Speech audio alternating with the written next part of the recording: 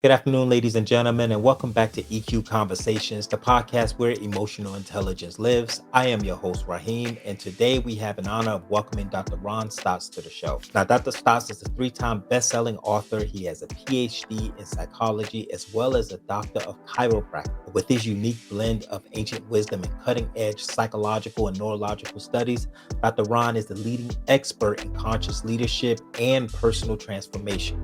Now, throughout his career, Dr. Ron has guided entrepreneurs and executives to the highest level of conscious leadership, helping them to tap into their authenticity, their emotional intelligence, and mindfulness in order to create inspired lives and achieve peak performance.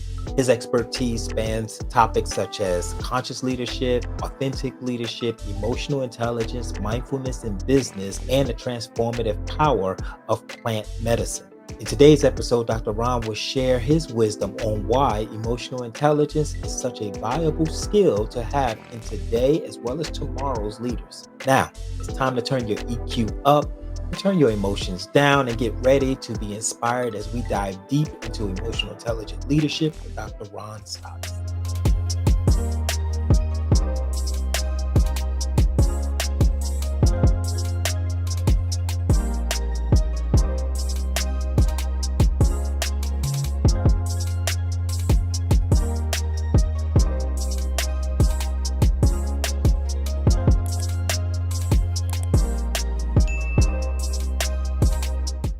So, Dr. Stotts, thank you so much for joining me today on EQ Conversations. Here on this platform and this podcast, we focus on emotional intelligence. We really focus on bringing a lot of information from subject matter experts from all over, and try to do a lot of networking and focusing on not only emotional intelligence but other how emotional intelligence can be applied to a person's life, whether it's leadership, whether it's relationship, whether it's their marriage, their personal relationships with their family, things of that nature. But I'm glad to have you on because I think coming from the military, you having a military background as well, or coming from the military and being in leadership positions and managing people, managing emotions. I think emotional intelligence was something that I could definitely benefited more from had I had not only access but just the awareness of it. And so, knowing that you speak a lot about emotional intelligence, among other things, I really want my audience to hear what you have to say on why emotional intelligence is so important when it comes to leadership. Okay. Yeah. But before we get into that, can you please share a little bit about yourself, where you're from, um, your journey, and why you decide to speak now, or how long have you been working with emotional intelligence and things of that nature? Yeah. You mind sharing information on that? Well, oddly enough, it doesn't come up a lot in my conversations, but it was really the lack of emotional awareness and intelligence, the lack of quality leadership when I was in the Marine Corps that got me into this. Because Mm, by the in 1967, that it was all about making noise and shooting and killing, and mm, Vietnam was going on, and it was really.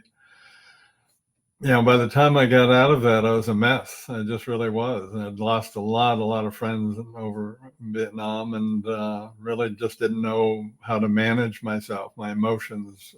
So yeah. I really became suicidal. I just didn't know how to manage once I got out, and Mm, so it was really. I was kind of forced into, which is a great, I've always see my time in the Marine Corps as the worst of part of my life, but the best part because it really determined right. the rest of my life. Mm, Uh, just to survive and recover from that, I found myself really having to explore, well, who am I? What am I about? Who do I want to be? What's keeping me mm, back? What's keeping me from being, decisive? I found myself really being very successful and then sabotaging myself. And, right. it's Right. kind of over several year cycle. And I recognize that. And I just can't continue that way. Yeah. So that was, it was my early 20s, and I just went on a very deep exploration of initially myself and Yeah. trying to become more self-aware. And in that journey, I became aware of, how my past had affected me and how certain Mhm. things had happened in my life that I'd kind of ignored and needed to re-acknowledge and recover from. And so that initial journey launched me into what I've been doing for 45 years, and that Yeah. is really exploring what we're capable of, and leadership in specific is really where I feel the focus is most beneficial, because I think leadership is really, high level leaders are going to be the people who can have the biggest impact on Yeah. both organizational or societal level. And so I happen to have, because of my background, the ability to help people move into the highest levels of leadership where they can have that lasting impact. And so that's my goal, is to create those conscious leaders so that we can create a more conscious and caring world. But Yeah. yeah, it's, I'm kind of the old 60s mind, body, spirit guy. But the truth is, Yeah. if we don't, a lot of people want to become emotionally intelligent and they learn about emotional intelligence, but you really can't own emotional intelligence. You can't really have the depth of emotional intelligence until you've really gone in and healed your on that inner journey, that hero's journey, if you will, and healed the inner child, and and recovered from all of the things that went on in your early life, where a child wants love more than anything else. And so Right. they'll do whatever they need to do to get it. And so when I'm working with, in audiences or clients, I ask, well, so what did you do to get it? Mm. What parts of you did you give up? What parts of you did you develop? What did you do with your different emotions? Did you stuff them, hide them, learn to Right. express them in unsupportive ways? And That's right. it's really that initial self-awareness, that Yeah. that inner journey where people begin to understand their emotions, and all the things that they hid away in that inner cave, they bring out, and bringing those out, they get comfortable with their feelings, their emotions. And as they get more comfortable with their own emotions, then they get more comfortable with others. And so that self-awareness develops into other awareness. And that's what a Mm. leader has to have, is that empathy, that compassion, that sensitivity, That's right. um, awareness of what others are doing, so that you can really connect, create a trusting, supportive environment where everybody can cooperate and collaborate. So you can, and fortunately, the result of that is you get more production, more productive, and make more money. So it all works for everybody. I'm so glad you said that, because that's one of the biggest um, responses I think I get when I speak about emotional intelligence and leadership, in Yeah. that the production piece, that supersedes. We had this thing in the military where we said mission first, Mm-hmm. people always. And That's that really, to me, embodies what emotional intelligence is about. Like, we do recognize that mhm. the mission is important. Right. The productivity is important. We know that. But we also know, in the same, that that production or that productivity doesn't happen without its people. Yeah. So we have to keep that at the forefront. You mentioned something earlier that I would really like for you to elaborate on, when you say um, individuals have to face that inner child. Mhm. You talk about that inner child for a minute. What exactly is the inner child?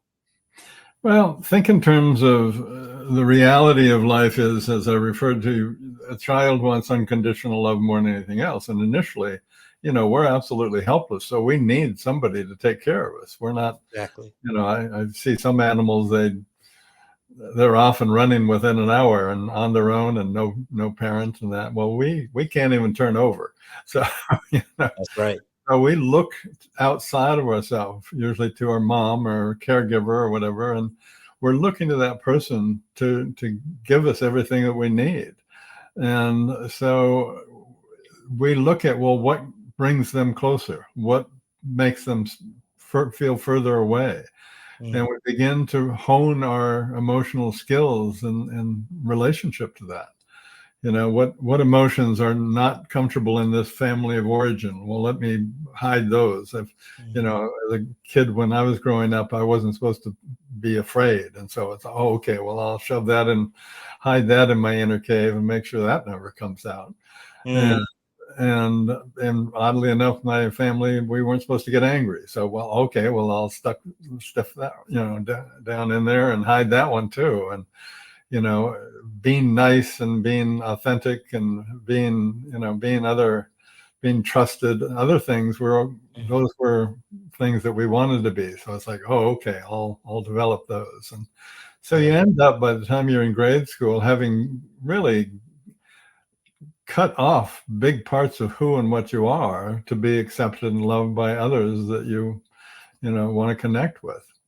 mm, We end up hiding those parts within ourselves. My mentor, Joseph Campbell, said, you've got to enter that cave within to find the treasure that you seek. And that cave is where we hide those disparate, separated, disconnected parts of ourselves so that we can be accepted by others. But we never know who we are. We're never, I have so many clients in their 40s, 50s, 60s.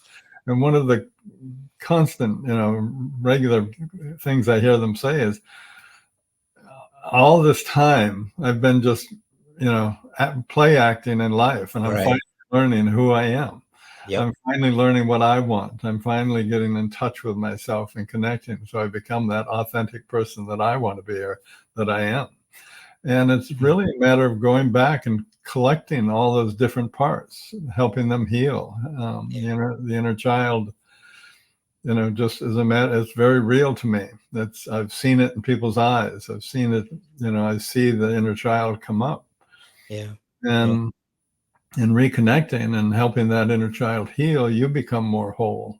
that's And right. then, the inner child is kind of a representative for many different aspects of our childhood, but Yep, it's yep, if you're not connected with, your as I often say, your relationship with yourself is going to be mirrored in your relationship with others.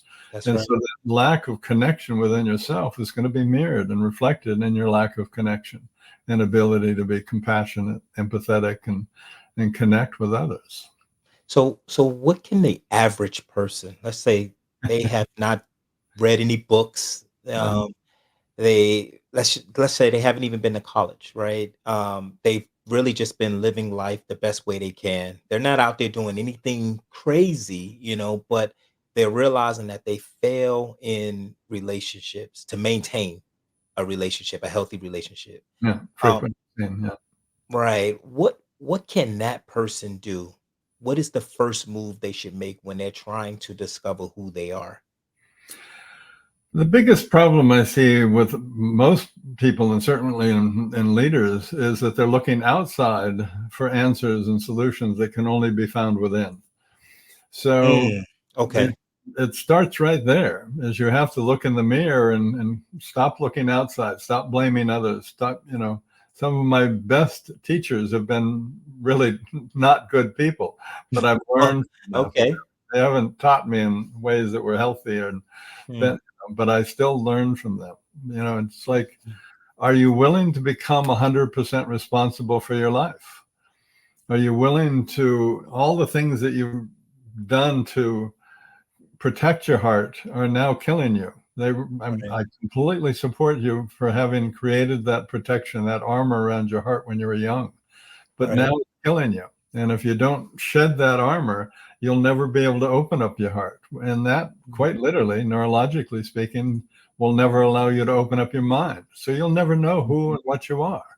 Break that down there, the neurologically. How does that impact what happens? Well, if you're protecting your heart, you're always under stress. And Mm, if you're feeling any level of stress, that's going to literally shut off chemical gates in your brain so that you don't have access to higher levels of thinking. You mm, also neurologically aren't developing the mind, so you are coming from what I would call the reactive emotional mind. mm, The amygdala is kind of in control of how you're hearing, seeing, and reacting to whatever's coming into your life.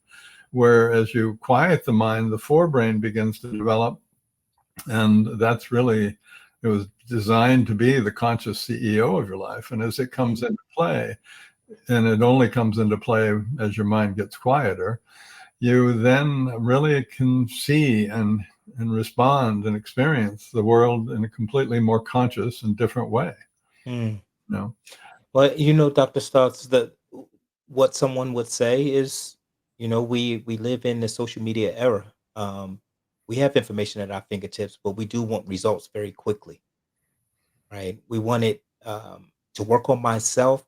How much Mhm. time is that going to take away from the things that whether I'm interested in? How many people am I going to have to shut off or let go? And how many behaviors do I have to address? Which is scary for a lot of people. What would you say to that individual who really they may have some insight. They may know like, and these behaviors are going to get the best of me, but I Mhm. don't know how to abandon these behaviors because they are a part of my identity. I've been working with them for the past, 50 years. Right. You know, what would you tell that individual? What's Let me give you an analogy so we can use that. It's like Okay. when clients come in, what I find, and they all seem to understand it, is they're driving down the freeway of life and they've got one foot on the gas pedal and they're moving forward in life and doing. And a lot of the people I work with are extraordinarily successful in a lot of ways. Right. But then I start talking about their emotional backlog. I talk about what they're protecting, their closed off heart, their inability to connect with others, their difficulty in relationships, their the leadership challenges that they're running into because they aren't emotionally intelligent. Mm, And they begin to see, well, yeah, but I need to protect those parts. And it's like, yeah, I get that you needed to, and I get that that was valuable when you started doing that. But right. how much energy are you using? How much of your personal energy and power are you using to keep those cave doors shut, to protect yourself? That foot is on the brake.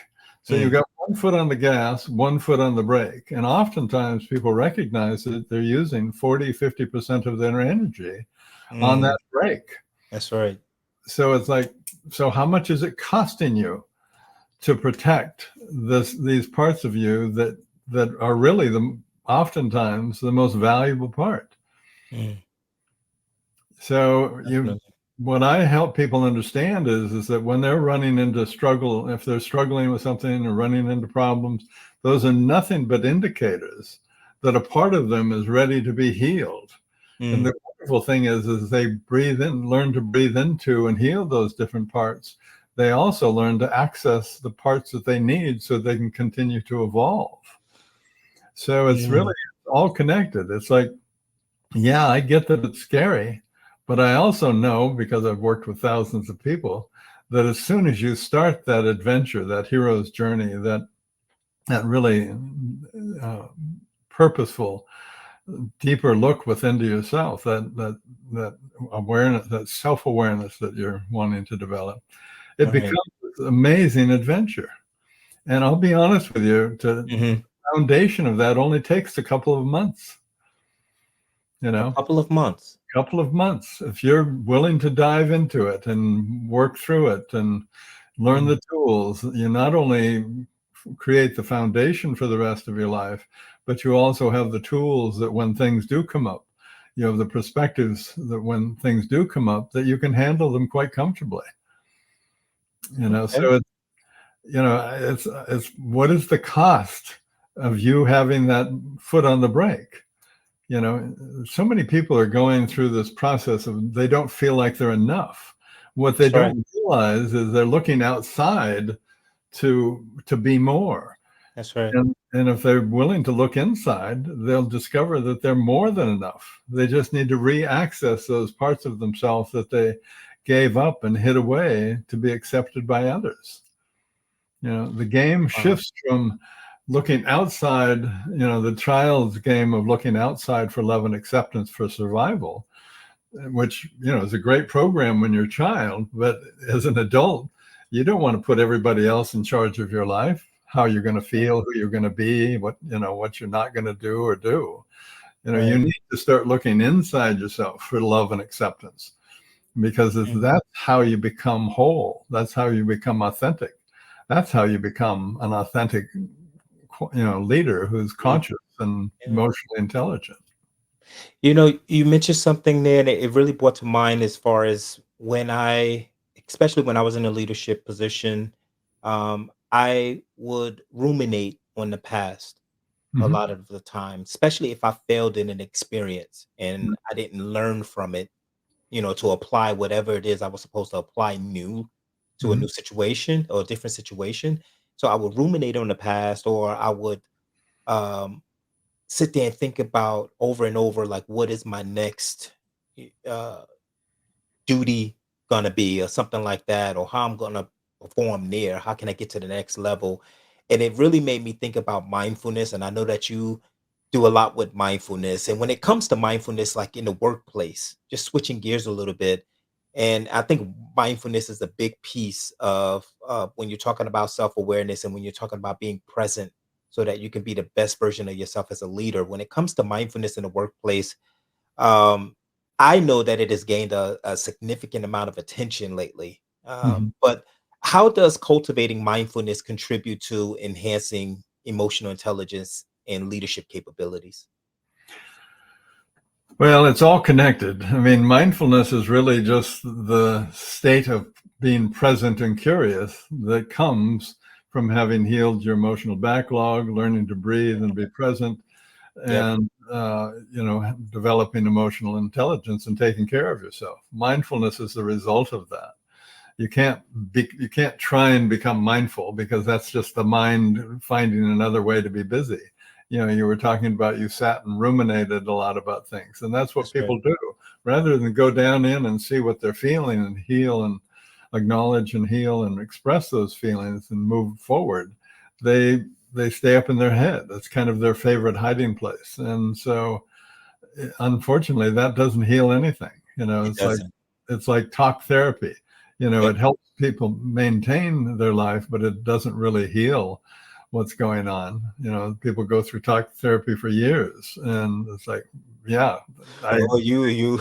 I congratulate them on trying to do something, but if you really want to get into it, you're going to have to go a lot deeper. You're going to have to really be willing to open up and not just Mm, talk about it, but feel it. You have to yeah, acknowledge, express, and release that backlog of emotions, so right. that you can become present and curious, so that you can become mindful.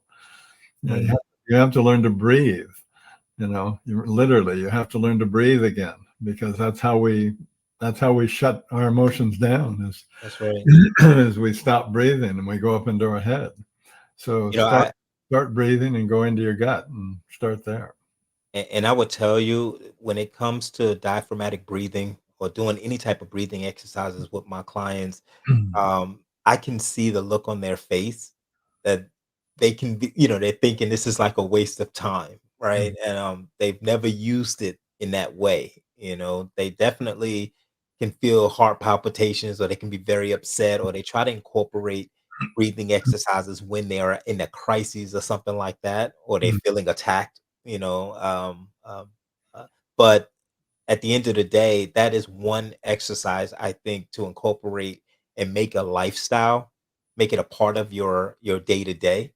Yeah. I think it's something that we all can benefit from, and I think for leaders, when you know that you're leading people and you have responsibilities, you have somebody to answer to, but at the same time, you got to motivate all of these other individuals to stay focused on task and what that means and what it takes to do that. I think that mindfulness definitely is something that we, as leaders, we all can benefit from. Um, you Let me mentioned that. Oh, interject go there ahead. before we move on. It's like, mindfulness is really the result of you expanding your level of consciousness, which means you're more aware of what you're thinking and feeling, and aware Okay, of what state you're in. that's And right. so that mindfulness allows you to really, in that present state, it allows you to be more emotionally intelligent, which allows you to make better decisions. Better decisions. It resolves all of those issues that people try and fix, Yeah, in those temporary out looking outside of themselves ways. So, yeah. and this the other thing that's so crazy about that is you can take that skill anywhere. Um, again, just just my military experience is jumping around from installation to installation, whether it's overseas or in country, or CONUS, or better yet in the States. um, that is one skill that you can take anywhere and practice anywhere. It doesn't require additional people or books and all of these kind of things that you have to tote with you everywhere. It's just something that you really do have to incorporate in your lifestyle, and try to remind yourself to be present daily, especially when making decisions. That is where I think, um, you know, being in those leadership positions, you not saying that you're scared to learn something new, but you wanna believe that your old style still works, you know? And it may work in certain environments, this is Right. true, Yeah. but we're forever evolving, and the Yeah. world is forever changing, and And if you're not breathing, you're not evolving. you're You not know, evolving. That's exactly, yeah, that's exactly you've got to right. learn that you can change your level of consciousness. That's right. You can, That's right. and breathing is how you do that. You learn to breathe. You learn to open. You learn to use your breath to connect with yourself and the Mhm. world around you, so that you become more conscious, so you can make better decisions, be more agile mentally and physically, so you can actually, that's where good leadership comes from. Yeah, And and breathing is for me, that's the foundational piece to our right, life. Yeah, yeah, and again, it sounds simple, and yet many of us forget to do this very basic thing. yeah, And I think it's just believing in the outcome. It's just a belief in the outcome yeah. that gives us pause, I guess. Just maybe we haven't seen it from anyone. People don't talk about it, and Mhm. so it does get a little. It's a little discomforting Yeah, to apply it, right. initially. Yeah. Yeah. I mean, what we're talking about is probably the scariest thing in the world to most people. Hmm. That inner work, having Yep. them breathe. I mean, I use breathing all throughout my work, and Mm, that's the most difficult and scary thing people do, at least initially. Once they get into it, they love it and they use it all the that's time. exactly. Yep. Yep. I Yeah. know something you mentioned it a couple of times here. I saw it on your bio as far as looking within yourself for answers. And Mhm. so when you mention that leaders should look within themselves, for answers, what practical strategies or approaches do you recommend for individuals to tap into their inner wisdom and intuition? Well, I think it's a matter of, the old habit is, well, what did we do before? Or, what, Hmm. how can I control this situation? Or, it's that outer kind of way of an outer kind of top down control leadership style that really just doesn't work anymore. Right. And so, what you're really talking about is, I have to choose to breathe. I have to choose to be present. I have to choose to be conscious, so that I can, be more aware. And I lost your question. What was it again? I'm sorry. Well, it's just asking that as far as those practical strategies, Yeah. or approaches, do you recommend for individuals to tap into their inner wisdom? What kind of Yeah. strategy? It's So we it's talked about the breathing already, but any other type of strategies? it's like 8 out of the top 10 challenges that leaders have are really, they're looking outside of themselves to solve those, and they really can only be solved within. Mm, So say somebody wants more out of their people, and they want, how can I get more work out of them, or more commitment, or attention to their job, that type of thing. right. And so they're looking for this formula, so that they can control these people in that way.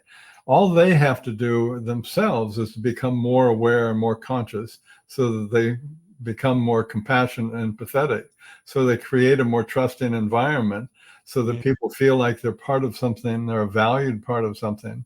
And as soon as they start feeling like they're a valued, trusted part of something, they start giving their all. So, it's that's just one example of many, but mm. it's, yeah, the answer is not outside fixing the problem that seems to be going on outside.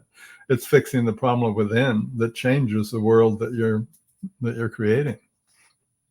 Have you have you ever had a client come to you, let's say they are in a or let's say they were thrown into a leadership position, Mhm. um, probably wasn't ready for the amount of work, dedication, commitment that it will take to Right. really see this project or this business flourish, um, and they come to you pretty much naked, if you will, as far as Okay. Okay. ideas and Right. understanding.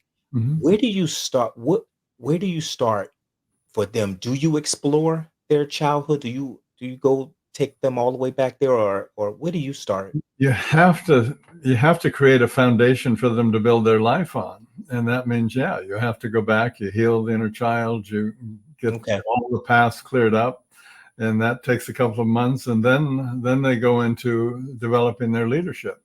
And of Mm, course, as they go into that second phase, they're more aware of all their tendencies and habits and patterns and limiting beliefs and all of those things. So as they begin to build their life, their leadership and beyond, is they get to watch all those old tendencies come into play. And so, fortunately, by then they also have the tools to begin to catch themselves, become more aware. Client shared with me just less than a week ago. We were on a call, and he's done a couple of my programs now, and he's doing quite well. But and it's a sweet C-suite, and he was in a board meeting, and somebody across from kind of crossly questioned what he had just said. And this is a guy who would have normally just, you know, ripped attacked into or tried yeah. to control it or, Yeah. the other person down. And he watched himself and he said, I breathed. I became more present and aware. I became sensitive enough to see that, oh, that person's going through something. I wonder what's going on over there. And instead of attacking, he really said, I see what you're talking about. I understand and appreciate what you're saying. I'd love to hear more about it. And Mm, all of a sudden, that person, rather, waiting for him, it's like waiting for that attack, and all of a sudden, it's this embrace. Uh, yeah. After the meeting, he came out, and that person was sitting on a bench, kind of hunched over, and he went over and kind of touched their shoulder and said, "You're doing okay?" And they said, "Oh, I'm really actually going through something." Mm, And and what he saw was, wow, all of a sudden, I would have, he would have attacked before, and now all of a sudden mhm, he's bonding with this person. He's got a connection with this person. All of a sudden, from now on, they're going to have this bond, this trust that, mm, because that's an intimate moment, when you're vulnerable and feeling down, and somebody really is willing to reach out to you. And he was so wow. excited because he saw that within a year, that had just become a part of who he was. That's Mm, how he responded and reacted. Even in he'd seen it both in his family and personal and professional life. But this was a kind of a test moment because it came out of nowhere. That kind of cross attack came out of nowhere, and he right, very comfortably responded from that very emotionally intelligent, present, mindful place. right, And right, yeah, he just recognized how much that work had transformed his leadership ability and his ability, both, well, at home with his kids and wife. mm, He's been talking about that a lot. But yeah, all of a sudden, he's seen more commitment. He's seen, all those issues that people normally have as a leader are falling away because everybody, just as he kind of brought himself together and is focusing his life in a singular direction towards his highest intention, he's right, that whole organization together, and everybody's feeling aligned and supportive of this bigger, deeper meaning that the organization is developing. And so, yeah, all of a sudden, production, profit, everything's going up. Everybody's enjoying being there. They're not losing their best people. They're having amazing people come and wanting to be part of the team. And so, hmm. yeah, yeah, it Do changes. you when it comes to leadership, anyone in leadership positions, do you believe or should companies invest in like mentorship programs that's rooted in like say emotional intelligence or empathy, these different skills, running these types of trainings or seminars, if you will? Um, if so, like what should be done or what can be done for leaders to really start to incorporate this type of idea into their leadership spaces? Well, I don't think they should do it unless they want to work from a place of ease rather than struggle. I don't think they Mm, should do it unless they want to make more money, unless they want to be more productive. You know? In other words, yeah, they I should do agree. I it. agree. But if they want to just be in control of everything and have their ego, you know, just throwing out all of their issues throughout the organization, then yeah, that's not a safe thing to do. But Mm, if you want to have a more balanced home work environment of your life, if you if you really want to support and bring out the best in everyone rather than have right. everybody afraid of you, then yeah, you've got to do that. It's not Yeah. uncommon for, I'll have a CEO come through my work and he'll end up sending several of his C suites. And I get to watch how that just ripples throughout the organization. I Right. get to watch how, there's one fellow who had five organizations and he was trying to micromanage all of them when he came in. And Wow. so, I watched as some of the people who were going through my work, as a result of his investment, they were taking over. They were becoming, the CEO of one of the organizations or moving up and really Yeah. handling so much more that he began to have opportunities to really focus on the projects that he really cared about and loved. All right. And the irony was is all of a sudden now all five organizations not only made a ton more money and were much more productive and running much more easily and comfortably, all of a sudden he had more time because he Mm, wasn't, micromanaging. He wasn't stressed. The love of his life who had left him came back and they got married. So his whole life changed. And the beauty of it was that as he started, because he's a very bright guy, as he started right. focusing on this one aspect of one of his companies that he was really interested in, he's going to now make more money out of that one aspect of one company than he's going to be making of all the companies. Wow. And Mm, that is not an unusual thing right. because you just, yeah, and it's just less effort, more ease, more awareness, more consciousness, accessing better parts of your brain. You know, Mm, I talk about big mind. That's really that's a more yep. sophisticated aspect of the brain. And, and he's got six patents and he's got six more coming. And he's very excited because they're, core parts of this new project that he's working on. And Mm, he's just excited about his capabilities and how he's moving and working in the world, how he's handling his relationships, even difficult parts of them. And so yeah. yeah, you ask, well, what should somebody do, if they're just kind of Mr. and Mrs. Everyday person? Mhm. It's like, make the choice to discover who and what you are. Make the choice to open up your mind, open up your heart.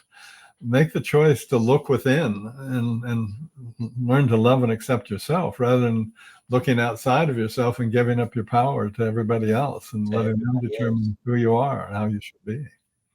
I think what's so interesting too, one of the biggest takeaways just hearing you speak on this is that, you're dealing with individuals who come to you for that support and that guidance with the background they've already they've already accomplished, owning a business or running a business, running a multi-million dollar business, if you will.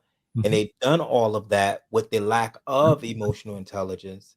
And Right. therefore, they come to you, they get these tools, they apply these tools, they have the confidence to apply these tools. And I think that is another takeaway too, in that these individuals have already had experience with applying methods or strategies to becoming successful.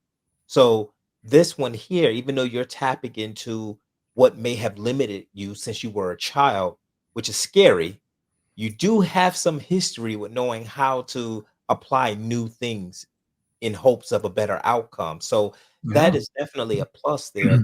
But also when they are applying these things, that just elevates their business even more to the point where now they're giving and they're available emotionally, I would say responsible. to so many people, not only just in the leadership of their job, but then the leadership of their relationships as well, personal relationships, if you will. So I think that that is a huge takeaway here is that it's never too late to learn these skills.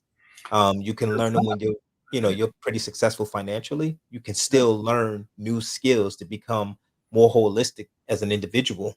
And so I think that's a plus, and that really and I gotta bring you back on to really pick your mind about burnout though, and because I think Well, that's one of the things that we definitely we what, see a rise in, yeah, and I think what we're talking about today, even though what you've done to get you to the point to where you are, which is successful now, you can take these skills, apply them to your life, and avoid future heartache, if you will. So I think that that's a plus. I do have one last question for you. I know that I'm close to my time, but why do you believe leadership, particularly leadership grounded in emotional intelligence, holds such significance today? it's a different time. The leadership used to be, you know, you had slavery, you had workers, you were hiring children, the employer really had complete control over who they were working with. And, today we've moved into a place where millennials will, they just wouldn't put up with any of that. They're Right.